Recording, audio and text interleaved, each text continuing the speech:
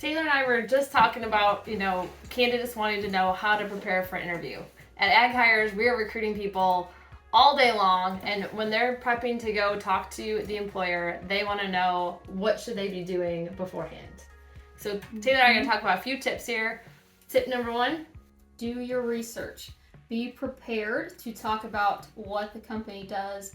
Look up their mission and vision statements, who they service, where their territory footprint is, really get a good background on the company entirely.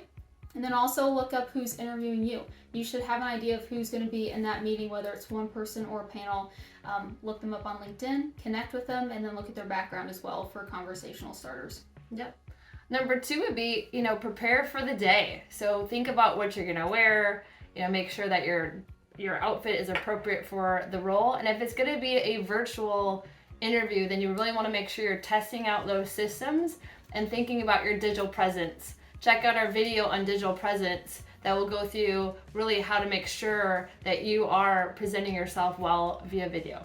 Mm-hmm. The next one is do some planning beforehand on questions. A lot of those more senior type positions are going to ask you situational questions to get more background on what you've done, what you've accomplished, and what you can handle in that job scope. So think about, when was a time that I did A, B, or C, and then really reflect on what are your natural skills. What are you just naturally good at? What could you bring to the team? Type of situations, and have good ideas for them. You don't need to sound rehearsed, but have an idea of examples. That way, when they ask you the question, things just naturally pop into your head. Yep. And think about saying those things out loud. I think a lot of candidates they want to read through some practice and then maybe think about it in their head. And actually saying out loud, I know it sounds crazy, but in front of a mirror or out loud in your bedroom, it really will help refine how that message is coming across.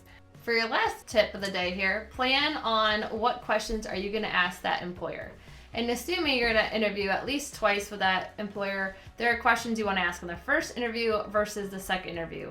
Check out what to ask on interview number 1 versus interview number 2. For more tips as you are looking for your next ideal job, like us and follow us at AgHires.